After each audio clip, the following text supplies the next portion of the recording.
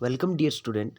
आज इस लेक्चर में हम कॉम्प्लेक्स एनालिसिस में एक इम्पॉर्टेंट थ्योरम जिसकी नाम है हेन बोरेल थ्योरम उसका प्रूफ देखने वाले हैं।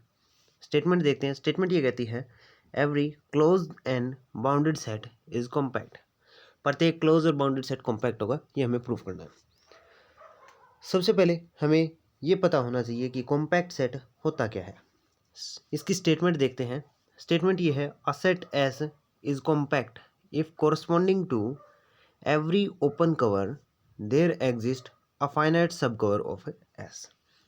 कोई भी सेट S है वो अपना कॉम्पैक्ट सेट तब कहलाएगा जब उसके जितने भी ओपन कवर हैं उसके लिए सब कवर भी एग्जिस्ट करते हों, तो अपना सेट S है वो कॉम्पैक्ट सेट होगा। ये डेफिनेशन है। मैथमेटिकल फॉर्म में क्या कहता है वो देखते हैं। माना कि ये जो सेट है ये इसका ओपन कवर है, दैट मीन्स जो सेट एस था उसके जो एलिमेंट थे उसमें से जो इंटीरियर एलिमेंट से जो मिलकर बना हुआ जो सेट है वो क्या कहलाता है, ओपन कवर कहलाता है। तो माना ए आई जो अपना सेट है वो अपन ने क्या मान लिया, सेट का ओपन कवर है, दैट मीन्स इंटीरियर पॉइंट से ये मिलकर बना हुआ है। अब ये जो ओपन कवर है इसके कुछ एक हमने क्या मान लिए, सबसेट मान लिए। A1 A2 A3 AN ये क्या है, इस ओपन कवर के अपने क्या है, सबसेट हैं। अगर हमारा सेट एस है इन सभी सबसेट के यूनियन का सबसेट रह जाता है तो अपना सेट एस क्या होगा, कॉम्पैक्ट कहलाएगा। दोबारा देखते हैं। हमारा सेट एस हमें दिया गया था, उसके लिए हमने इसका ओपन कवर माना कि ए आई इसका ओपन कवर है। ओपन कवर के ये हमने इसके सबसेट मान लिए। अगर हमारा सेट एस इन जो सबसेट है उनके यूनियन का सबसेट रह जाता है तो हमारा सेट एस क्या कहलाएगा, कॉम्पैक्ट कहलाएगा। बात क्लियर है। और इसकी डेफिनेशन ये है कि हमारा सेट एस कॉम्पैक्ट जब होगा जब किसी भी ओपन कवर के लिए हमारे पास में एक फाइनाइट सब कवर भी एग्जिस्ट करना चाहिए एस का। इस डेफिनेशन का हम यूज़ करेंगे इसके प्रूफ में, और हम इस सेट को क्लोज और बाउंडेड सेट जो हमें दिया गया है उसे हम कॉम्पैक्ट प्रूफ करते हैं। स्टार्ट करते हैं। हम लेके चले कि जो अपना सेट है वो क्या है, क्लोज्ड है और बाउंडेड है कॉम्प्लेक्स प्लेन में। ये चीज़ हमें दी गई, ये लेके चले। हम इसे प्रूव करेंगे कि ये कॉम्पैक्ट है। कॉम्पैक्ट प्रूव करने के लिए हमने क्या माना कि ए आई वो क्या है, इसका एक ओपन कवर है विदाउट एनी फाइनाइट सब कवर। डेफिनेशन ये कहती है कि उसके लिए सब कवर एग्जिस्ट करता है, लेकिन हम ये इसका अपोजिट लेके चले हैं, कंट्राडिक्शन मेथड से इसे प्रूव करेंगे। इसलिए हम लेके चले हैं कि इसके लिए एक फाइनाइट सब कवर एग्जिस्ट नहीं करता है। अब क्योंकि एस अपना बाउंडेड है दैट मीन्स किसी न किसी रीजन में उसको एनक्लोज किया जा सकता है, एक डेफिनेट रीजन में उसे डिफाइन किया जा सकता है। तो हमने माना कि उसे एक स्केयर जिसकी vertex a comma a minus a comma a minus a comma minus a और ए कोमा माइनस ए, ये जो ग्रीन कलर में यहाँ पर स्केयर दिखाया गया है, इससे ये जो ऑरेंज कलर का जो रीजन है उसको हमने क्या कर दिया, एनक्लोज कर दिया कि इस रीजन में ये जो अपना स्केयर है इसके अंदर वो पूरा का पूरा सेट जी है वो लाई करता है, क्योंकि अपना सेट जी है वो बाउंडेड दिया गया है, ऐसा लिख सकते हैं। अब ये बाउंडेड है और हम ये लेके चले हैं कि उसका फाइनाइट सब कवर एग्जिस्ट नहीं करता है, तो ये रीजन में बाउंडेड है दैट मीन्स तो इस रीजन में कोई ना कोई ऐसी जगह होगी, कोई ना कोई ऐसा प्लेस होगा जहाँ पर ये इसके लिए फाइनाइट सब कवर एग्जिस्ट नहीं करेगा। तो हम लेके चलते हैं। हमने माना कि जो कोऑर्डिनेट एक्सिस है, जो अपना स्केयर था, जो ग्रीन कलर में जो स्केयर दिखाया गया था, ये जो अपना ग्रीन कलर में स्केयर दिखाया गया इसको हमने एस नोट स्केयर नाम दे दिया। अब ये जो अपनी एक्स एक्सिस और वाई एक्सिस है, कोऑर्डिनेट एक्सिस है, ये स्केयर को 4 पार्ट में डिवाइड करी और चारों इक्वल पार्ट में है। और स्केयर है जब कोऑर्डिनेट एक्सिस इसको 4 इक्वल पार्ट में डिवाइड करेंगे तो 4 और स्केयर हमें मिलते हैं। क्लियर है बात इतनी। तो हमारे पास में क्या होगा, जो एस नोट स्केयर है उसको जो अपने कोऑर्डिनेट एक्सिस हैं वो क्या कर रही हैं, वो 4 इक्वल स्केयर्स में डिवाइड कर रही हैं। 4 इक्वल स्केयर्स में वो इसको क्या कर रही है, डिवाइड कर रही हैं। दैट मीन्स, और हम ये लेके चले थे कि उसके लिए एक फाइनाइट सबकवर एग्जिस्ट नहीं करता है, फाइनाइट सबकवर एग्जिस्ट नहीं करता है, तो इन चारों स्केयर में से एक स्केयर होगा जिसमें उसका फाइनाइट सबकवर एग्जिस्ट नहीं करेगा, एटलीस्ट एक जरूर होगा जिसमें फाइनाइट सबकवर एग्जिस्ट नहीं करेगा। उसको हमने क्या मान लिया, S1 मान लिया कि उस एक रीजन में उसका फाइनाइट सबकवर एग्जिस्ट नहीं कर रहा है। ये रहा, ये जो अपना S1 है, ये जो पर्पल कलर की जो ये लाइन ड्रा की गई है इनसे ये S1 मान लिया है। ये जो रीजन है अपना, ये रीजन, ये S1 हमने मान लिया है कि ये जो S1 रीजन है इसमें अपना फाइनाइट सबकवर एग्जिस्ट नहीं कर रहा है।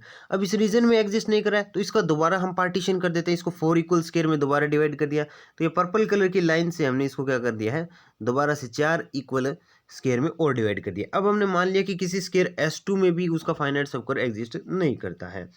हमने क्या किया, जब उसका S1 में फाइनाइट सबस्क्वायर एग्जिस्ट नहीं कर रहा है तो हमने क्या कर दिया, S1 को और 4 इक्वल सब स्केयर में डिवाइड कर दिया, 4 इक्वल सब स्केयर में डिवाइड कर दिया। और हमने माना कि अब भी एक ऐसा सब स्केयर होगा जिसमें उसका फाइनाइट सबस्केयर एग्जिस्ट नहीं करेगा, उसको हमने नाम क्या दे दिया, S2 नाम दे दिया। अब S2 में एग्जिस्ट नहीं कर रहा है तो हमने S2 को फिर से आगे डिवाइड करते जाएंगे, S3 आएगा, S3 एक ऐसा होगा जिसमें उसका फाइनाइट सबस्केयर एग्जिस्ट नहीं करेगा, एक ऐसा सब स्केयर होगा जिसमें फाइनाइट सबस्केयर एग्जिस्ट ना करे। तो इस तरीके से हम इसकी क्या करते हैं, पार्टीशन करते जाते हैं। अब जैसे जैसे हम पार्टीशन करें, एक बार पार्टीशन करी तो इसकी ये जो लेंथ थी, जो 2a थी, वो कितनी हो गई, a हो गई। दोबारा पार्टीशन करी, कितनी आ गई, a/2 आ गई।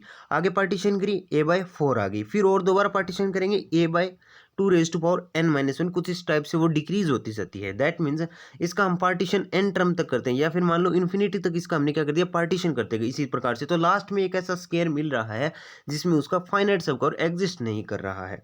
ये प्रोसेस अगर हम कंटिन्यू करते जाते हैं, that means continuing this process we get a sequence of close square. एक सीक्वेंस ऑफ क्लोज स्केयर मिल जाती है, क्योंकि स्केयर S लिया था वो भी क्लोज था, S0 क्लोज है, S1 क्लोज है, S2 क्लोज है, सारे क्लोज थे। एक स्केयर की क्लोज सीक्वेंस हमें मिल जाती है। और there does not exist any finite subsquare of exist. And जो अगर जो अपने स्क्वायर बन रहे हैं उनकी लेंथ देखी जाए तो वो लेंथ भी जब n टेंड टू इन्फिनिटी करेगा तो वो अपनी लेंथ किसको इंक्रीज कर जाएगी, 0 की तरफ अप्रोच कर जाएगी। क्लियर बात। अब ये बात जो हमारी समझ में आ गई है, तो अब हम यहाँ से एक डायरेक्ट थ्योरम है जिसकी स्टेटमेंट कहती है कि अगर हमारे पास में Sn एक सीक्वेंस है किसकी, क्लोज और बाउंडेड रेक्टेंगल की, कुछ इस तरीके से कि जो Sn+1th जो अपना रेक्टेंगल होगा वो n+Snth रेक्टेंगल का सबसेट होगा। और जो लेंथ है जब n टेंड करता है इन्फिनिटी को, तो जो लेंथ ऑफ साइड है वो अप्रोच किसको कर जाए, 0 को अप्रोच कर जाए। तो एक पॉइंट है, एग्जैक्टली एक पॉइंट ऐसा एग्जिस्ट करेगा जो सभी Sn में कॉमन होगा। थ्योरम की स्टेटमेंट दोबारा देखते हैं। थ्योरम ये कहती है कि अगर हमारे पास में Sn एक सीक्वेंस है अपने पास में क्लोज और बाउंडेड रेक्टेंगल की, कुछ इस तरीके से कि जो Sn+1th जो रेक्टेंगल है वो Snth रेक्टेंगल का सबसेट है। और जब n इन्फिनिटी को अप्रोच करता है तो उसकी साइड की लेंथ है रेक्टेंगल की वो 0 को अप्रोच करती है। इन दैट केस एक पॉइंट ऐसा होगा जो उन सभी रेक्टेंगल में क्या होगा, कॉमन होगा। ये थ्योरम हमने इसके बाद में डायरेक्ट ये थ्योरम अप्लाई कर दी। ये थ्योरम अप्लाई कर दी तो हमारे पास में एक सीक्वेंस आ रही थी जिसकी साइड अपने पास में 0 को अप्रोच कर रही थी, क्लोज और क्लोज स्केयर की अपने पास में सीक्वेंस आ रही थी जिसकी लेंथ 0 को अप्रोच कर रही थी। तो हमने माना कि एक पॉइंट Z0 होगा जो इन सभी जो स्केयर्स आ रहे हैं उनमें कॉमन आएगा। अब Z0 पॉइंट है, सभी स्केयर्स में कॉमन आ रहा है, ये कंडीशन किसकी होती है, लिमिट पॉइंट की होती है। तो यहाँ से हम डायरेक्टली ये लिख सकते हैं जो Z0 है वो अपना क्या है, लिमिट पॉइंट है सेट का। अब क्योंकि S क्लोज दिया गया, क्लोज दिया गया, दैट मीन्स ये जो पॉइंट Z0 है ये सेट S को ही बिलोंग करेगा। अब ये अपना किसको बिलोंग कर गया, सेट S को बिलोंग कर गया। इतनी बातें क्लियर हुई। नेक्स्ट देखते हैं।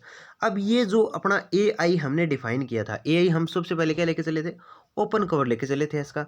और क्योंकि जो Z0 है वो अपना सेट S को बिलोंग कर रहा है, तो एक ये जो ओपन कवर है इस Z0 एलिमेंट के लिए भी एग्जिस्ट करेगा। देयर एग्जिस्ट एक set open cover A0 such that Z0 belong to A0। That means एक जो अपना ओपन कवर है A0 वो एग्जिस्ट करेगा किसके लिए, इस Z0 पॉइंट के लिए, क्योंकि Z0 S को बिलोंग कर रहा है और S अपना सेट है उसके लिए ओपन कवर अपन ने AI डिफाइन कर रखा है। अब देखो क्योंकि A0 अपना क्या है, ओपन कवर है, A0 ओपन कवर है, तो इसके लिए हम क्या एक डेल डिफाइन करते हैं जिसकी वैल्यू है वो नियरली इक्वल टू 0, कुछ इस तरीके से कि जो नेबरहुड ऑफ Z0 है वो सबसेट होगा A0 का। देखो A0 क्या है, जो Z0 है वो अपना बिलोंग कर रहा है A0 को, तो Z0 के नेबरहुड में जितने भी एलिमेंट हैं वो क्या आएंगे, A0 के सबसेट में आएंगे, क्योंकि Z0 एक एलिमेंट है और A0 है वो इसका क्या है, ओपन कवर है। तो जो नेबरहुड ऑफ Z0 है वो भी सबसेट किसका आ जाएगा, A0 का आ जाएगा।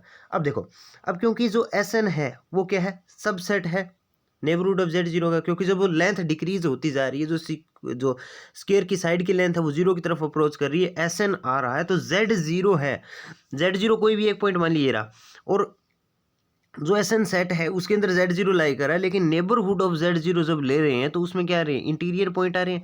दैट मीन्स जो अपना सेट Sn है वो क्या आएगा, वो अपना क्या है, सबसेट है नेबरहुड ऑफ Z0 का जब n टेंड टू इन्फिनिटी होता है। अब देखो नेबरहुड ऑफ Z0 सबसेट किसका है, S0 का, और Sn किसका है, नेबरहुड ऑफ Z0 का। तो इन दोनों चीज़ से ये लिख सकते हैं कि Sn सबसेट किसका आ जाएगा, A0 का आ जाएगा।